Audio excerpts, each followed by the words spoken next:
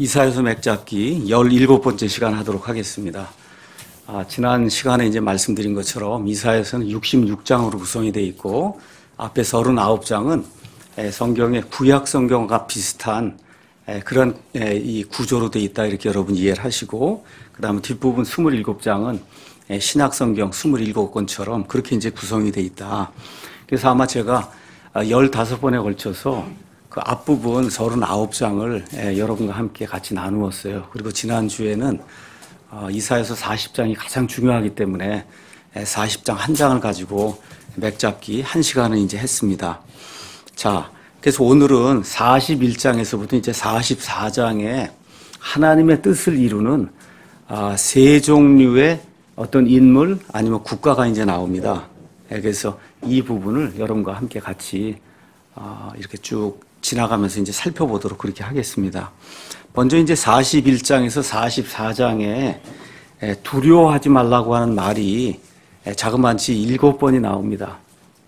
그래서 여기 이사야 이 뒷부분은 우상을 숭배하다가 바빌론으로 끌려갔어요. 그 끌려간 상태에서 이제 나중에 고레스의 명령을 받고 유다 백성이 이제 돌아오게 될 이와 같은 그 상황에 이 많은 사람들이 이제 두려워하는 거예요. 1000km가 넘는 그런 그 길을 걸어 넘어와야 되고, 거기 강도도 있고 강도 있고 뭐 다 있는 가운데 이제 넘어왔단 말이에요. 유다에 왔어요. 와니까 완전 폐허잖아요.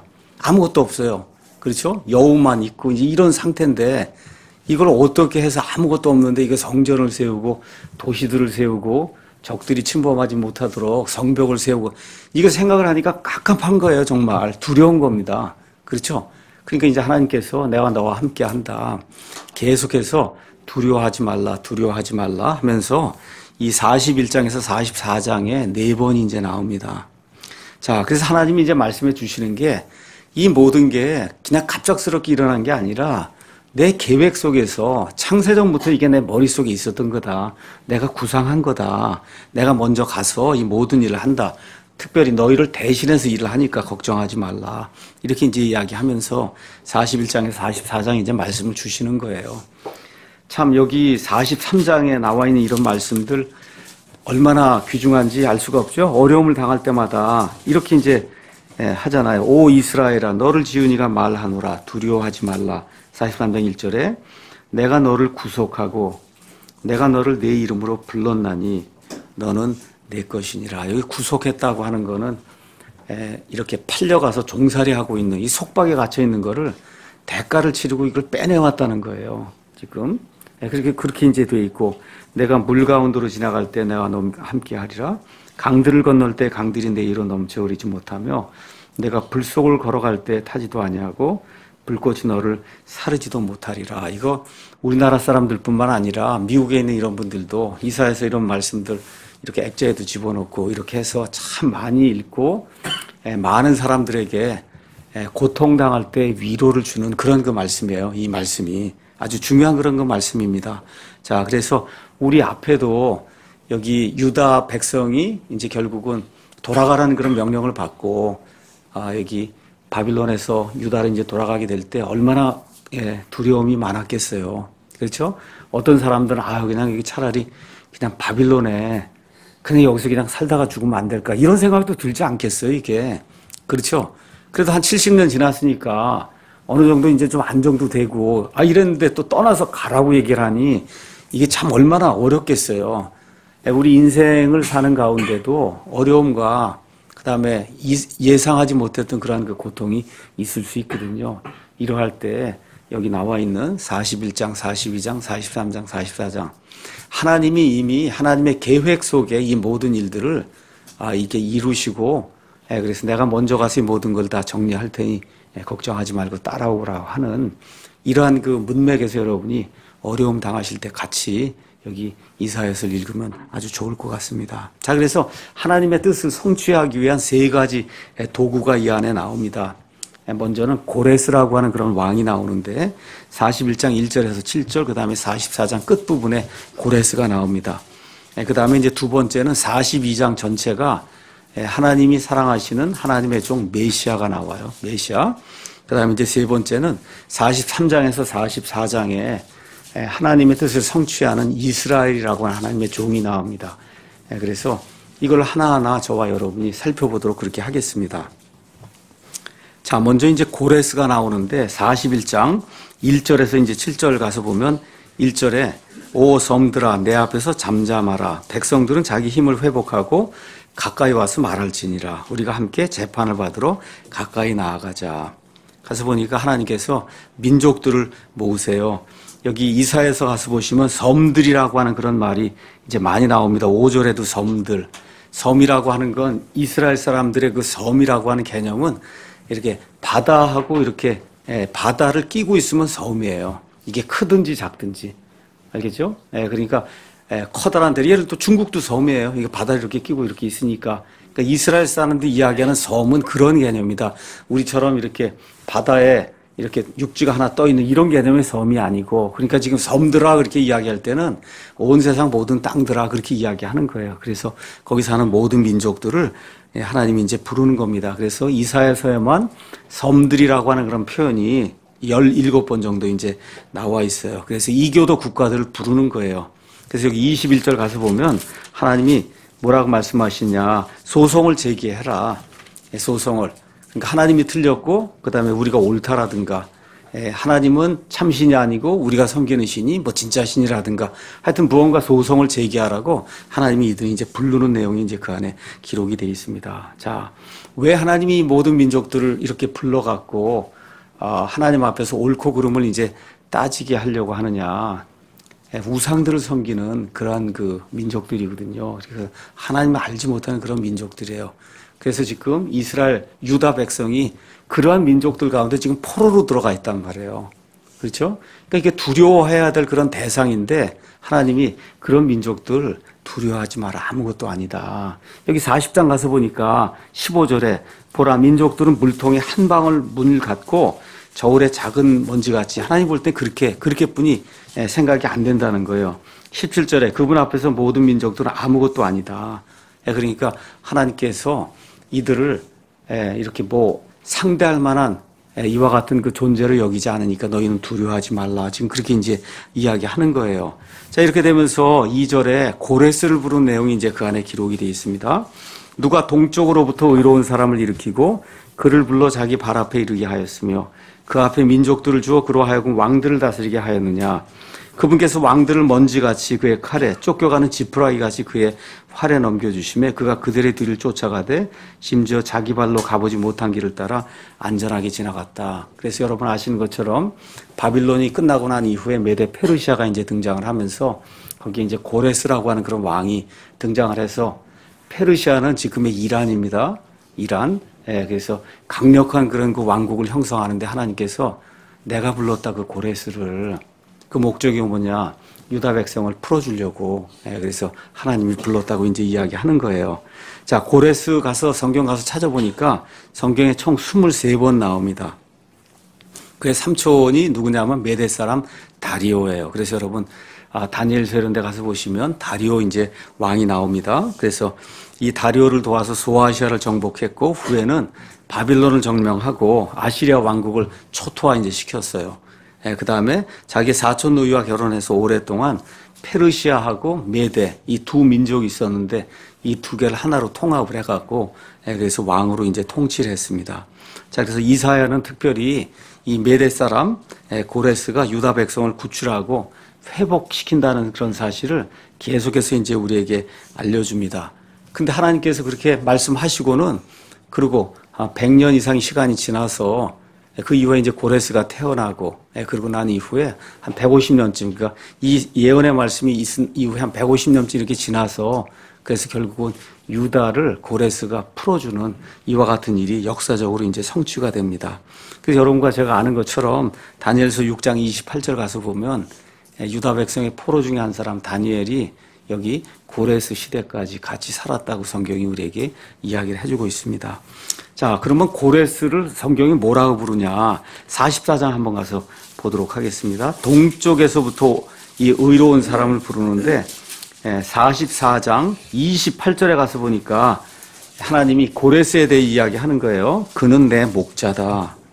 아까도 말씀드렸듯이 이게 목자라고 하는 게 예수 그리스도, 다윗 뭐 등등 이렇게 해서 좋은 그러한 그 하나님의 그 지도자를 이야기할 때 그때 이제 다윗이 이렇게 목자라고 하는 말을 쓰는데 이방 사람의 하나님 알지도 못해요.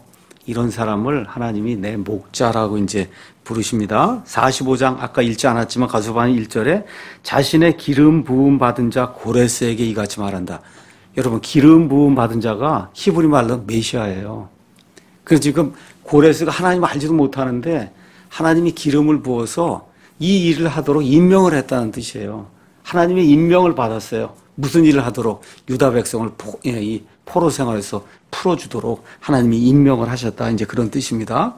그 다음에 46장 이제 11절 거기 가서 보시면은 내가 동쪽에서 굶주린 새를 부르되 곧 먼 나라에서 나의 계획을 집행할 사람을 부르리라. 이제 이렇게 나옵니다. 그래서 여기 고레스가 정말 많은 그러한 권력을 가지고 또 군사력을 가지고 여러 나라를 정복해서 마치 굶주린 육식성의 어떤 새, 독수리 같은 이런 새의 이런 모습으로 이렇게 지금 표현이 되어 있어요. 그래서 41장 25절도 거기 가서 보시면은 마음대로 자기가 원하는 대로 이 뜻을 펼치는 그러한 모습이 이제 그 안에 기록이 되어 있습니다. 우리 여기 46장 11절 내가 동쪽에서 굶주린 새를 부른다. 우리 킹제임스 성경에 이제 이렇게 되어 있는데 기존 이제 성경에는 내가 동방에서 독수리를 부른다 이렇게 이제 돼 있어요. 동방에서. 그래서 이 성경을 읽으면서 자꾸 이 안에 한국이 들어있다 이렇게 생각하는 사람이 많아요. 한국이. 또 미국 사람들 중에는 미국이나 영국이 들어있다 이 성경 안에 이렇게 보는 사람 자꾸 많은 거예요. 뭐 섬들 나오면 혹시 미국이나 영국이 아닐까. 하여튼 간에 우리나라에서는 이거 가지고 동방의 독수리 2단이 많이 생겨났습니다. 동방의 독수리 2단. 특별히 부흥사들이 옛날에 이제 어렵게 살고 힘들게 살고 그럴 때 이런 그 동방의 독수리 이런 걸 가지고 하나님 이렇게 한국을 축복해 주신다. 뭐 이런 이야기. 그렇죠? 그거 아니면 2단들의 아주 고정적인 그 레파토리. 그래서 내가 동방의 독수리다. 아니면 우리 교단이 뭐 동방의 독수리다. 이제 이렇게 됐는데 최근에 나온 개정 개혁에서는 내가 동쪽에서 사나운 날짐승을 부른다고 그렇게 바꿔놨어요. 그래서 이제 더 이상 동방의 독수리가 안 되게. 그래서 동방의 독수리 하던 사람들이 엄청 화를 내고 가서 항의하는 그런 소동이 벌어졌어요. 여태까지 이걸 가지고 동방의 독수리 그걸 했는데 개혁 개정이 보니까 킹제임스 성경처럼 어떻게 해요? 가서 보니까 육식성에 굶주린 새로 원래 원본이 그렇게 돼 있으니까 그걸 이렇게 고쳤단 말이에요. 그죠? 사나운 날짐승으로. 자, 그래서 이 한국의 소종파 사이비들의 특징은 한국 민족을 특별히 선택받은 동방의 독수리로 본다. 그러니까 본인들도 동방의 독수리고 특별히 한국 민족이 그렇다. 이렇게 해서 자꾸 성경 안에서 한국을 뭘 찾아내려고 하는 그런 일을 해요. 근데 이런 사람들의 이제 특징이 또 뭐가 있냐면 꼭 본인들만 14만 4천이라는 거의 동방의 독수리 하면 14만 4천하고 이렇게 같이 이렇게 합쳐져서 이렇게 우리나라 이게 제시가 됩니다. 이렇게 돼서 14만 4천 안에 들려고 하면 그 교단장 아니면 뭐 교단 교주 여기에 말에 절대 복종해야 되는 이런 일이 이제 생기는 거죠. 그래서 옛날에 오래전에 전도관이라는 데가 있었어요. 거기 감람나무가 있다. 우리 박대선 씨가 감람나무 이거 해서 14만 4천 이야기를 하면서 많은 사람을 이렇게 이단으로 이제 이끌었고, 그 다음에 이제 신천지 같은 경우도 한류 문화, 한국인의 우수성 뭐 이런 것들 알리느라고 굉장히 노력을 많이 해요. 여기도 특징이 뭐예요? 14만 4천 이야기를 하는 거거든요. 아직도 안 쳤다 그럽니다. 또 하나가 안상홍 증인회라고 있어요. 안상홍 증인회. 거기에는 아예 그냥 이렇게 돼 있습니다. 하나님의 교회. 안상홍 증인이 이제 세운 하나님의 교회는 마지막 때 동방의 구원자로 등장하신 안상홍님을 믿고 있습니다. 동방의 구원자이신 안상홍님께서는 인류를 구원하시기 위해 이 땅에 사람이 되어 오셨다. 아예 이렇게 주장을 해요. 이렇게. 그러니까 이게 참 안타까운 일이죠. 또 부산에 한 분 있어요. 박무순 목사. 여기 이분도 이단으로 이제 아마 판정받고 그런 것 같은데 본인이 동방의 독수리라고 그렇게 이야기했는데 개혁개정이 이게 독수리를 바꿔놔갖고 가장 흥분한 사람이 이 사람이에요. 본인이 동방의 독수리가 이제 안 되니까. 참 여러분 이게 성경이 얼마나 중요한지, 특별히 이런 게 모두 샤머니즘하고 그렇게 연관이 돼 있거든요. 샤머니즘. 성경을 그렇게 보면 안 되잖아요. 그래서 성경의 예언에는 한국, 미국, 중국, 영국 이런 이야기가 전혀 들어있지 않습니다. 그런 거 일단 이야기하고 14만 4천 이야기만 하면 그럼 빨리 도망가야 돼. 그거 아닙니다, 거기. 자, 근데 이거 가서 보면 동쪽만 나오는 게 아니에요. 우리 한번 가서 41장 25절 한번 보겠습니다. 25절. 내가 북쪽으로부터 한 사람을 일으켰은즉 그가 오리라. 저 위에는 동쪽인데, 근데 여기 가서 보니까 동쪽이라고 안 나오고 그 다음에 또 뭐로 나와요? 해 뜨는 곳에서. 그거 동쪽이잖아요. 자, 그래서 이스라엘 사람들의 개념은 나를 중심으로 이스라엘이 여기 있어요. 하여튼 이쪽이든 저 위에 있으면 그게 북쪽이에요. 아시겠죠? 위에 있으면 북쪽이에요. 위에. 그 다음에 이 오른쪽에 있으면 여기든 그건 동쪽인 거예요. 그러니까 지금 저기 페르시아 이게 여기쯤 있잖아요. 이스라엘 여기 있으면 페르시아가 여기쯤 있으니까 북쪽도 되고 동쪽도 되고 이렇게 이제 되는 거예요. 그래서 이스라엘 사람들이 그런 그 지리 개념을 저와 여러분 이제 이해하시면 됩니다. 그래서 이사야는 고레스가 출생하기 이미 100년 전에 그의 이름을 기록을 해놨어요. 이게 얼마나 놀라운 일이에요. 이름을 기록했어요. 그냥 어떤 왕이 나온다 그러면 그래도 이해가 될 텐데 고레스를 부른다고 하나님이 그래서 고레스라고 하는 그 이름까지 이제 기록을 해놨어요. 그리고는 그를 하나님의 종이라고 부릅니다. 하나님의 일을 수행하고 결국은 고레스가 여러 나라를 정복합니다. 정복하는 그 이유가 뭐냐? 그걸 통해서 바빌론을 이제 멸절시키고 그래서 궁극적으로 하나님의 목적 뭐예요? 유다 백성을 다시 돌려보내는 거. 그 일을 이루기 위해서 그에게 많은 능력을 주고 군사력을 주고 해서 여러 나라를 정복하게 했다고 하는 그런 내용이 45장 1절에서 이제 4절에 나옵니다. 자, 그래서 이제 고레스 이야기 이제 한번 보시면서 이 민족들 가운데 지금 이스라엘 유다 백성이 이제 살고 있는데 이 민족들은 자기 신들에게 이제 도움을 구한다는 거예요. 그래서 여기 가서 보시면 자꾸 우상 섬기는 이야기가 자꾸 나와요. 그게 유다 백성이 우상을 섬기는 경우도 있고 그 다음에 유다를 이렇게 탄압하고 이렇게 포로 생활을 하던 데리고 왔던 이방 민족들이 섬기는 게 있고 자, 그래서 이제 그런 것들을 이제 보면서 하나님이 말씀하시는 게 내가 온 세상 모든 만물을 창조한 나는 창조자다. 창조자. 그런데 저 우상들, 저들이 섬기는 우상들, 아니면 너희가 유다 땅에 섬기던 그런 우상들, 그 우상들은 헛거라는 겁니다. 44장 이제 9절에서 이제 20절 말씀 가서 보시면. 자, 그래서 고레스가 어떤 일을 하느냐. 44장 28절에 이제 가서 보니까 이렇게 돼 있어요. 그는 내 목자라. 그가 나의 기뻐하는 모든 것을 행한다는 거예요. 이게 하나님께서 그에게 임무를 주시고 그에게 능력을 주셔서 세상을 정복하고 그래서 세상의 모든 것을 다스리는 그런 왕이 되게 한 것. 그래서 그가 그 일을 위해 행한 모든 것 그걸 하나님이 기뻐하신다. 그렇죠? 그 기쁨 중에 기쁨이 뭐냐? 특별히 예루살렘에게 이르기를 너는 세워지리라 하며 성전에게는 이르기를 내 기초가 놓이리라 하는 자니라. 그러니까 결국 고레스가 등장하는 이유는 유다 백성이 다시 돌아가서 예루살렘을 재건하고 그 다음에 하나님의 집 성전을 이렇게 세우는 거 이걸 위해서 하나님께서 자신의 기쁨을 위해 고레스를 미리 예비하셨던 이런 사실을 우리가 이제 볼 수가 있습니다. 자, 이걸 보면서 성경을 가서 보니까 다니엘서에는 느부갓네살이라고 하는 그런 왕이 나와요.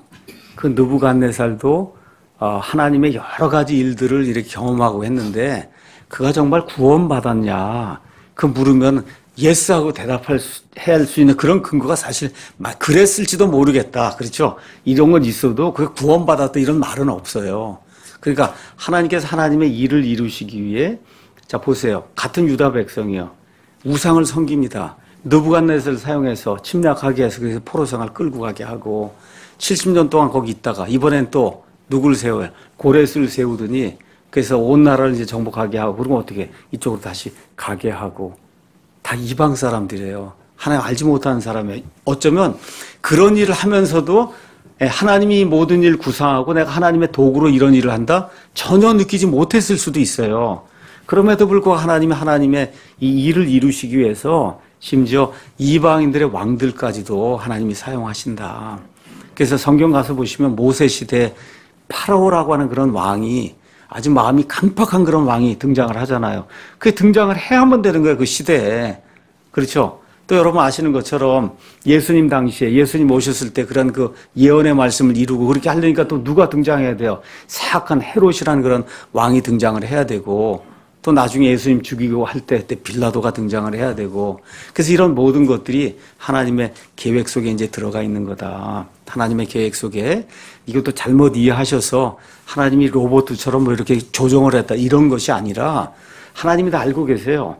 그렇지만 간섭은 하지 않지만 그런 일들이 일어날 줄로 하나님이 다 알고 계시고, 그래서 하나님의 계획 가운데서 이런 일들이 일어난다. 우리 잠언 말씀 한번 잠깐 볼까요? 그래서 잠언 21장 1절에 이걸 이렇게 이제 표현했습니다. 왕의 마음이 물 있는 강들과 같이 주의 손안에 있나니 그분께서 친히 원하시는 곳으로 그것을 돌리시느니라. 참 이게 하나님이 이게 치리자를 이렇게 세워갖고 백성을 이제 다스리게 한단 말이에요. 한국도 그렇고 미국도 그렇고. 그렇죠? 그런데 왕의 마음이 강들과 같다는 거예요. 주의 손에 그게 들어있다는 거예요. 하나님 이렇게 돌리면은, 그러면 따라오게 된다는 겁니다. 그래서 지금 이런 걸 기록을 이제 해 놓으셨어요. 그렇다고 해서 로봇처럼 한다는 얘기가 아니라는 겁니다. 하나님께서 섭리로 여러 가지 인간 세상에 일어난 그런 일을 통해서 하나님의 뜻을 이룰 수 있는 그런 방향으로 이렇게 인도하신다는 거예요. 사람의 의지를 꺾지 않으면서. 그래서 지금 우리나라에 일어나고 있는 그런 모든 일들, 또 북한에 저렇게 사악한 자가 지금 등장해서 어렵게 지금 하고 있고, 한국에도 지금 마찬가지 이런 어려운 상황이 생기고 있고, 또 반면에 이상하게도 미국에는 정말 강력한 또 그 대통령이 나타나서 중국이든 러시아든 지금 뭐 시리아든 뭐 북한이든 그냥 꼼짝하지 못하도록 지금 만드는 그런 정책을 또 펴고 있잖아요. 그렇죠? 그래서 이런 모든 것들을 이렇게 보면서 하여튼 하나님의 그 손 안에서 이런 일들이 일어나고 있구나. 저와 여러분이 해야 될 일은 정말 다른 거 아무것도 없어요. 기도하는 겁니다. 하나님께서 우리에게 평안 주시고 우리가 지금까지 이뤄놓은 이런 일들, 또 이 안에 많은 그리스도인들이 기도하는 모든 것, 이거 들어주시고 하나님 평안하게 이 나라가 통일이 되고 공산주의 세력이 물러갈 수 있도록 하나님께서 도와달라고 우리가 기도할 뿐입니다. 자, 그 다음에 이제 두 번째 나오는 게 이스라엘 민족이에요. 메시아는 중요하기 때문에 제가 나중에 이제 이야기하겠습니다. 하나님의 두 번째 도구는 이스라엘입니다. 41장 8절에서 29절, 그 다음에 이제 43장 44절, 4장에 나옵니다. 처음에 시작할 때 제가 뭐라 그랬으냐 하면 이사야서에는 하나님의 종이 둘이 나온다 그렇게 이야기했습니다. 하나님의 종이 둘이 나온다. 하나는 이스라엘, 하나님이 선택하신 하나님의 백성 이스라엘을 하나님이 직접 너희는 내 종이라고 이야기하고, 그 다음에 또 하나 누가 있어요? 하나님이 떠받쳐 주신 하나님의 종이 있어요. 누구냐? 메시아가 있어요. 그래서 이사야서 이 뒷부분을 읽으면서 종이라고 하는 그런 말이 나오면은 여러분이 잘 판단하셔야 돼요. 이게 메시아를 이야기하는 건지 이스라엘 백성을 이야기하는 건지. 예를 들어 이사야서 53장에 고난받는 그 종이 나오잖아요. 그렇죠? 그 명백하게 누구예요? 저와 여러분이 봤을 땐 메시아잖아요. 저 이스라엘 사람은 그게 자기라 그러는 거예요. 이스라엘이라고.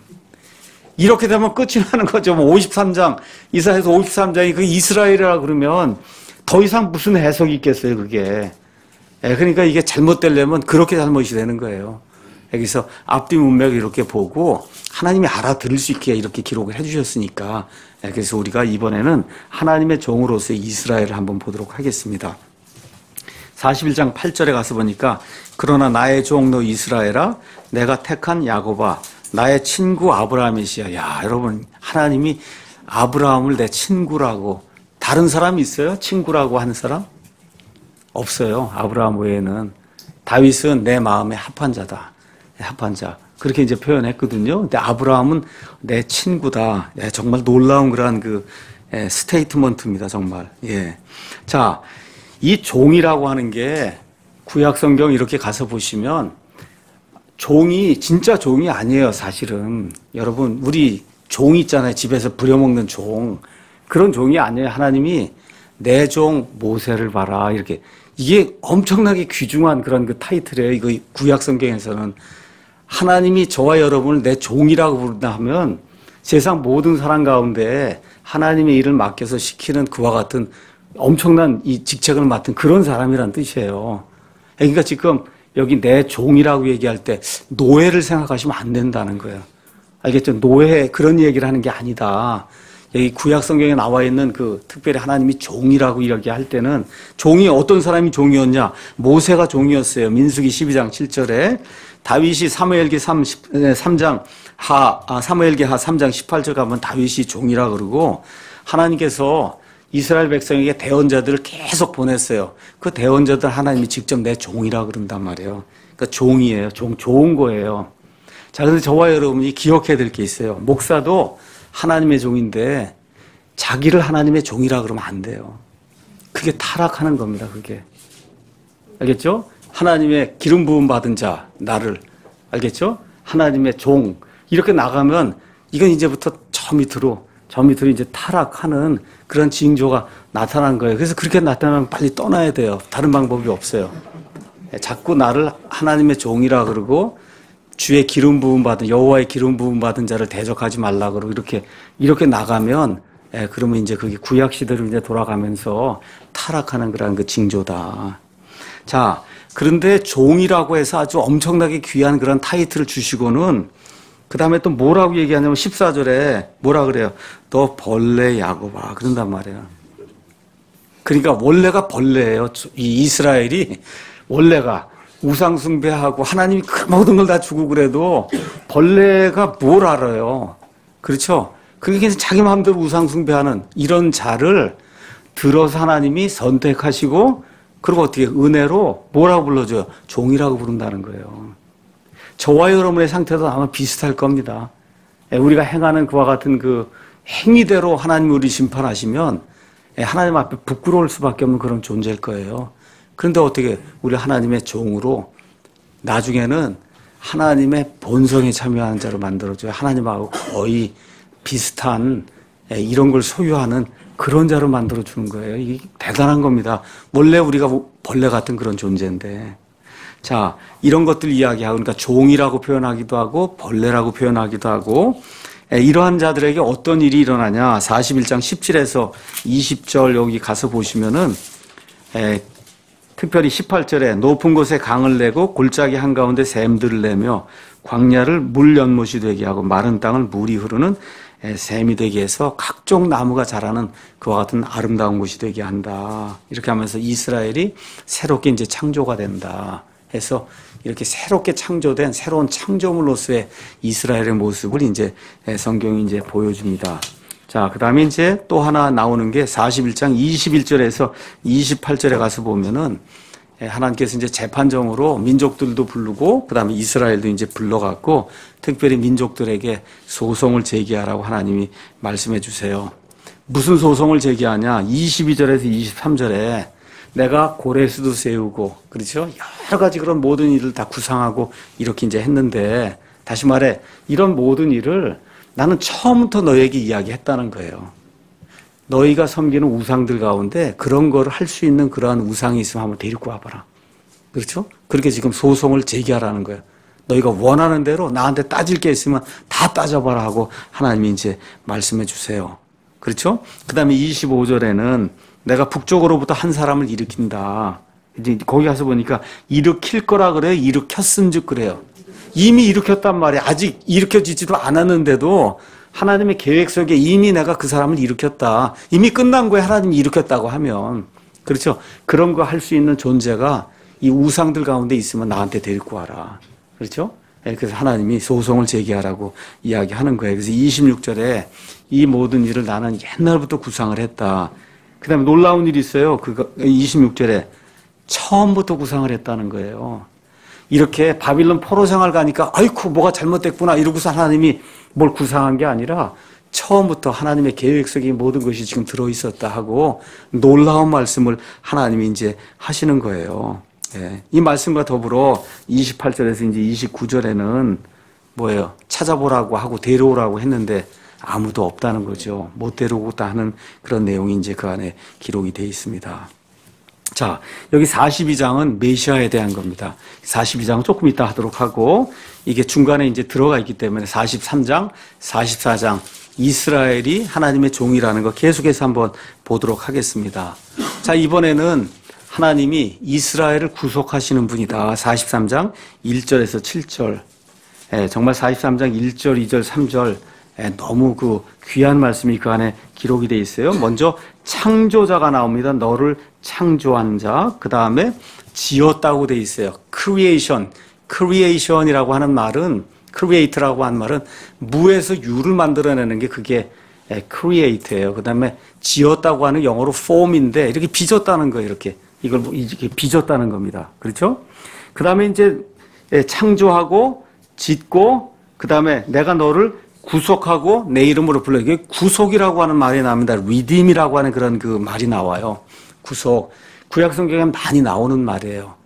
지난번에 언제 한번 말씀드렸듯이 이스라엘 백성이 자기 땅을 가지고 이렇게 사는데 이게 도저히 먹고 살 게 없으면 땅을 갖다 팝니다.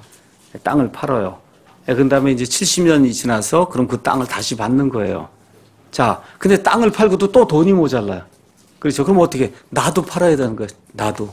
노예 상태로 나를 사주시오 하고, 노예 마켓에 가서 내가 이렇게 있으면 사람이 와서 산단 말이에요.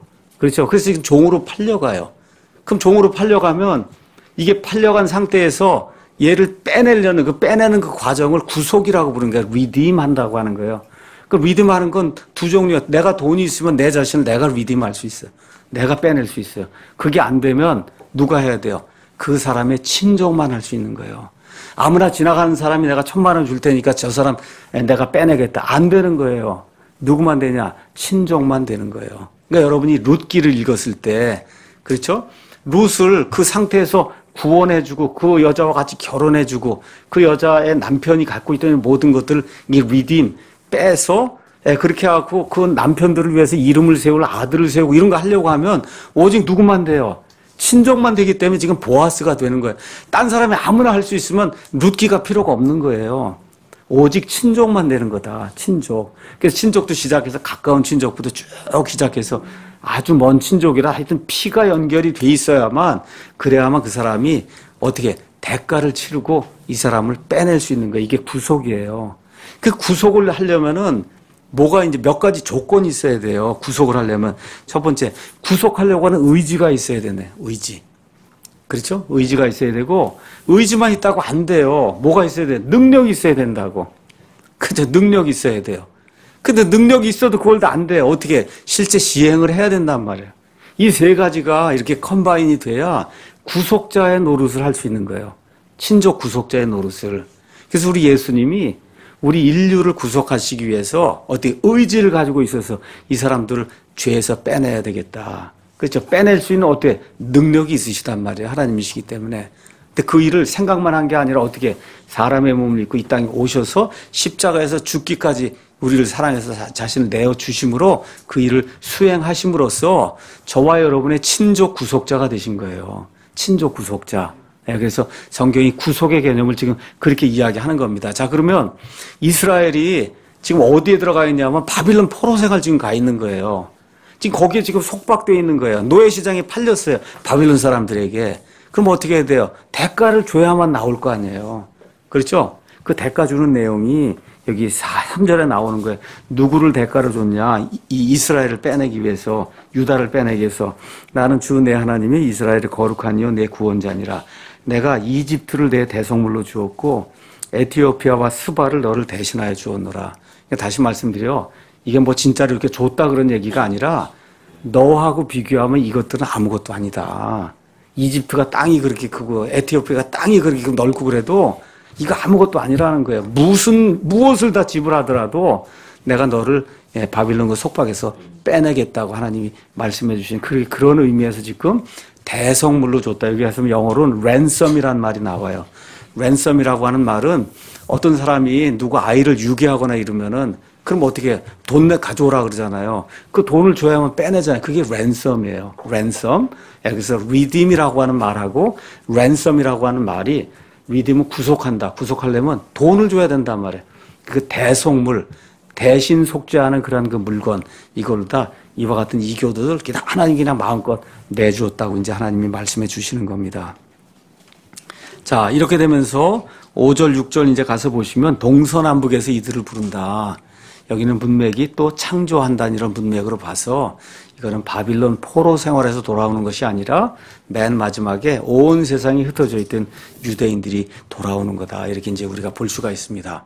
그래서 이거 대원서 여기뿐만 아니라 예레미야, 그다음에 에스겔, 그다음에 다니엘, 호세아 쭉 나가는 가운데 이스라엘, 뭐 유다가 이렇게 돌아온다고 할 때는 바빌론 포로 생활일 수도 있고 어떻게 맨 마지막 때 이 온 세상에 흩어져 있던 유대인들이 돌아오는 것일 수도 있고 이렇게 두 가지 정도로 이렇게 압축을 하고 여러분이 보시면은 대충 좀 이해할 수 있을 겁니다.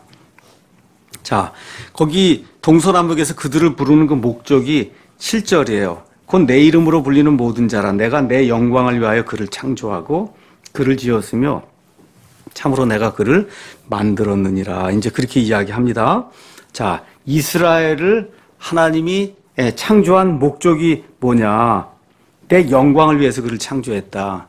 우리 교회도 마찬가지고 뭐 실질적으로 온 인류를 하나님 창조하신 목적이 하나님께 영광을 돌리기 위해서. 근데 그거를 좁히면은 구약 시대 하나님의 백성, 그 백성 하나님께 영광을 돌리도록, 신약 시대 하나님의 교회 하나님께 영광을 돌리도록 그렇게 이제 하나님이 만들어 주셨다는 거예요. 그래서 이런 것들을 이제 기억을 하면서 여기 44장 이런 데 쭉 이제 가서 보시면은 하나님께서 영광, 자기의 그 영광, 그 다음에 자기가 받아야 되는 찬양 이런 거 우상들이나 다른 자들에게 주지 않는 자. 그래서 질투하는 그런 하나님이다.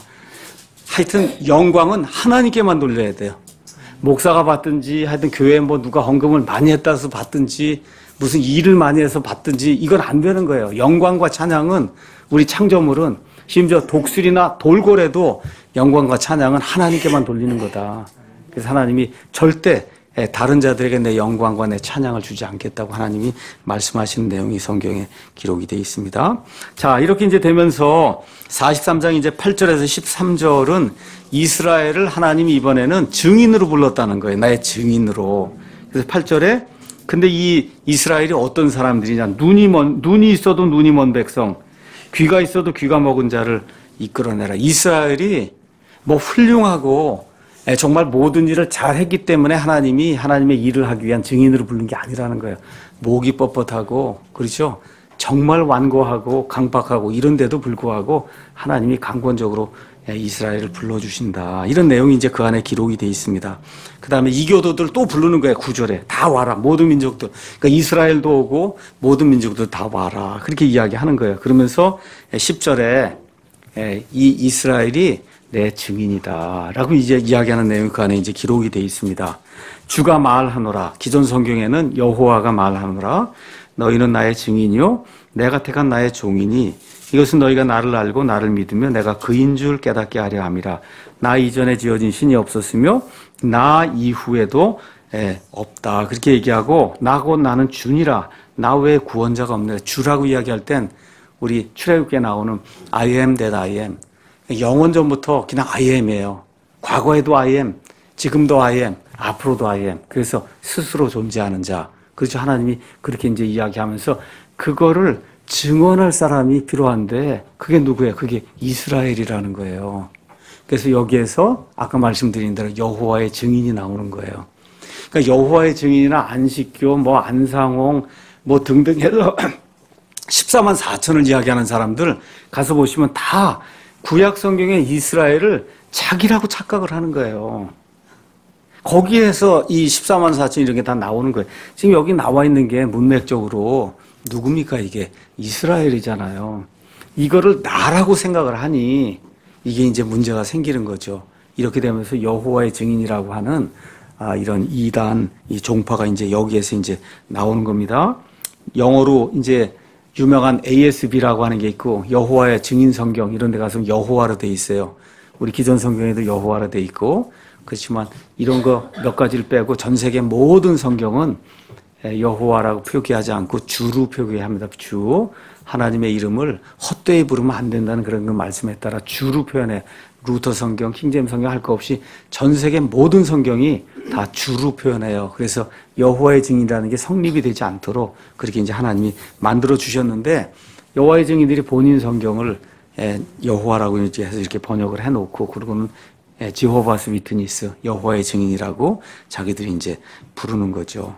자, 그래서 모든 것을 창조하신 분의 증인이 되라고 이스라엘을 하나님이 불러주셨다. 자, 그 다음에 이제 13절부터 이제 18절에는 이스라엘을 위한 하나님의 그 행적이 나오는 겁니다. 이스라엘 하나님의 행적. 먼저 16절 가서 보시면 주가 이같이 말하노라. 나는 바다 가운데 길을 내고 거센 물들 가운데 행로를 내며 병거와 말과 군대와 권능을 이끌어내느니라. 이거 뭐 이집트 탈출 이야기하는 거거든요. 이집트 탈출. 그 다음에 이제 14절에는 너희의 구속자 그 이스라엘의 거룩하니 곧 주가 이같이 말하노라. 어디서 구속을 하느냐? 내가 너희를 위해 바빌론의 사람을 보내어 배에서 부르짖는 그들의 모든 고귀한 자들과 갈대아 사람들을 끌어내리고, 그래서 어떻게 해요? 이 고레스를 사용해서 유다 백성이 돌아가도록 그렇게 만드는 그러한 자다. 하나님이 그렇게 말씀해 주시는 거예요. 그래서 여기 성경 가서 보시면 자꾸 이전 일들, 옛날 거, 이거 남은 건 이집트 탈출입니다. 이집트 탈출. 그 이집트 탈출이 하나의 모형이 되는 거예요. 모형. 그래서 바빌론에서 포로 생활 돌아오는 것도, 또 그 다음에 맨 마지막 때 재림의 때 이스라엘이 돌아오는 것도, 또 심지어 우리 죄에 빠져있던 저와 여러분이 구원받는 것도 이집트 탈출이 모형이 되는 거예요. 그래서 이스라엘 백성의 가장 중요한 그런 이벤트, 사건이 뭐냐? 이집트 탈출입니다. 그래서 이게 자꾸 나온다는 걸 저와 여러분이 이제 기억하면 좋습니다. 그래서 18절에서 21절에는 이스라엘의 이제 탈출이 나와요. 근데 이스라엘의 탈출은 이집트 탈출이 아니라 새 탈출로 기록이 되어 있어요. 새로운 탈출. 그래서 특별히 재림의 때 이런 일들이 이루어진다. 22절에서 28절에는 하나님과 이스라엘의 관계가 나와 있습니다. 여기도 내용이 똑같아요. 이스라엘이 뭘 잘해서 하나님이 그들을 택해 준 게 아니라 하는 일을 보면 하나님이 미워하는 일만 골라서 한다는 거예요. 22절에 오 야곱아 그러나 너는 나를 부르지 아니하였고 오 이스라엘아 너는 내게 실증을 냈느니라.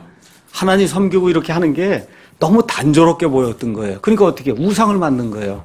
우상을 만들면 색도 칠하고 뭐도 해갖고 보면 그냥 멋있잖아요. 이거 신전이. 근데 이게 하나님을 섬기려고 하니까 하나님 형상이 없으니까 너무 밋밋한 거예요. 어떻게 하나님을 섬겨야 될까? 그렇죠. 이렇게 이제 하니까 하나님께 실증을 냈단 말이에요. 그럼 어떻게 해? 이게 하나님 거다 하고 색을 칠하고 이렇게 하고 하나님을 섬기는 그런 일을 했다. 그럼 하나님이 언제 한번 제대로 내게 헌물을 바쳐본 적이 있느냐? 하나님이 이렇게 쭉 이렇게 말씀하시는 내용이 그 안에 이제 기록이 되어 있습니다. 그럼에도 불구하고 25절에 내가 너를 용서했다. 이렇게 말씀해 주시고 26절에서 이제 28절에는 그럼에도 불구하고 이 심판, 다시 말해 바빌론 포로 생활 가게 하는 그와 같은 그 심판을 내렸다고 하나님 말씀해 주십니다. 자, 44장을 이제 넘어와서는 하나님이 자신을 위해서 이스라엘을 지었다고 하는 그런 말이 44장 1절에서 20절에 나와요. 짓는다. form, 영어로 form이라고 하는 그런 단어가 나오는데 먼저 1절에서 5절에는 하나님의 축복이 나옵니다. 축복. 이 축복이 나오면서 1절에서 8절 가서 보시면 하나님이 이스라엘을 창조한 거하고 이교도들이 우상을 창조하는 거하고 이 두 개가 이제 비교가 되면서 이제 나와요. 그래서 여기는 어떤 단어가 많이 나오냐? 지었다고 하는 단어가 많이 나와요. 43장 1절, 7절, 21절, 44장 2절, 24절 이렇게 쭉 가서 보면 내가 너를 지었다. 지었다니까 이게 무에서 유로 만든 게 있고 지었다고 하면 이게 손이 이렇게 닿고 이렇게 해서 이게 뭔가 이렇게 형태를 만들고 한 이런 어떤 친근함이 이게 들어있는 게 그 폼이라고 하는 그런 단어거든요. 그래서 이스라엘 백성에게 이야기하는 너 두려워하지 마라. 왜 그래요? 내가 너를 창조하고 짓고 그 다음에 어떻게 해요? 이들을 구속했다. 지금 하나님이 그렇게 이제 말씀해 주시는 거예요. 그래서 하나님이 마른 광야에는 물을 주시고 이스라엘 사람들이 피폐한 그런 심령에는 요엘서 이제 나중에 이제 가서 보시면 하나님께서 영을 부어주시잖아요. 젊은 사람들에게 부어주고 나이 든 사람들에게 부어주고 그렇죠. 그래서 맨 마지막 때 특별히 재림의 때 하나님의 영으로 충만하게 되는 그런 백성이 되게 해주는 그런 일이 이제 성경에 기록이 되어 있습니다. 근데 그 일이 다 뭐 때문에 그러냐? 주님의 영광을 위해서 그렇다. 지금 성경이 그렇게 이야기하는 겁니다. 자, 9절에서 이제 20절에는 우상 섬기는 그런 내용이 그 안에 기록이 되어 있어요. 이 우상 섬기는 사람들이 우상을 만들어 놓고는 거기다 절하고 그렇죠. 이것들이 우리에게 복을 주는 신이라 그러고 이건 너무 어리석은 일들 이거 하는 걸 이 안에 기록을 했는데 시편 115편 가서 보시면 똑같은 내용이 기록이 돼 있어요.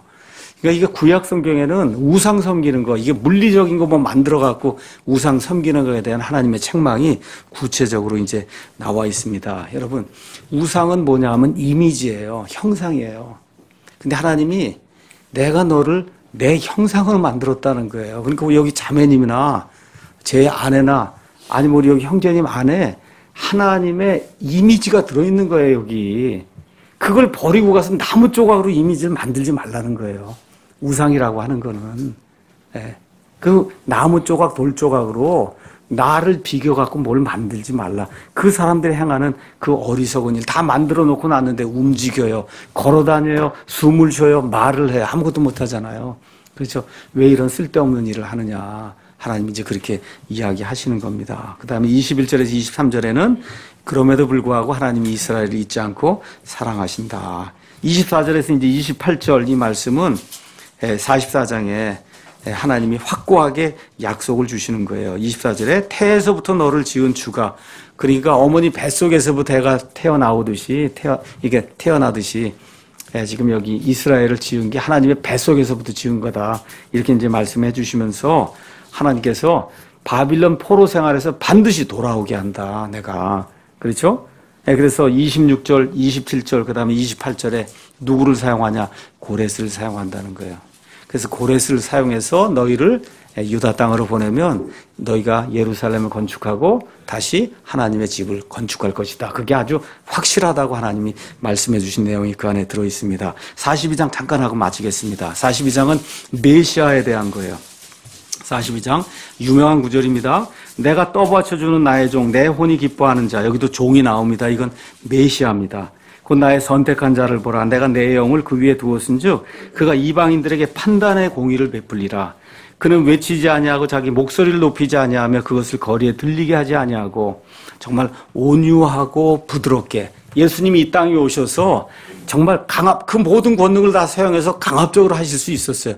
그런 모습을 안 보이셨다는 거예요.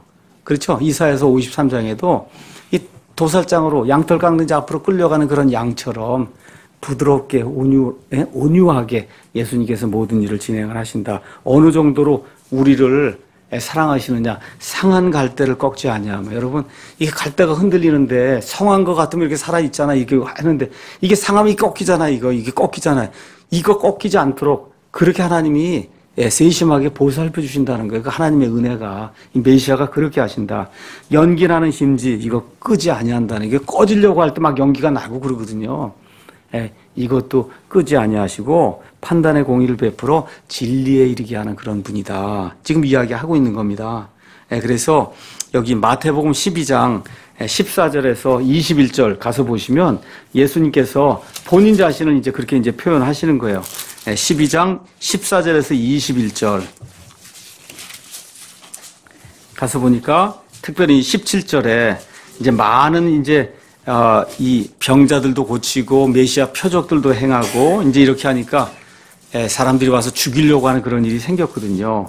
그래서 이것은 대언자 이사야를 통해 말씀하신 것을 성취하려 하심이라. 이르시되 내가 택한 나의 종 내 혼이 매우 기뻐하는 자고 나의 사랑하는 자를 보라. 보라, 내가 내 영을 그 위에 두리니 그가 이방인들에게 판단의 공의를 보이리라.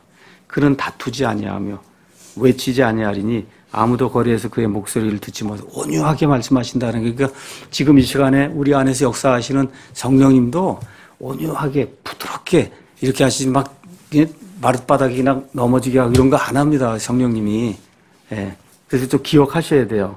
그는 상한 걸때를 꺾지 아니하며 연기나는 심지를 끄지 아니하기를 판단의 공의를 보내요. 이번에 아까 진리에 이르게 한다 하는데 그거는 승리에 이르게 한다.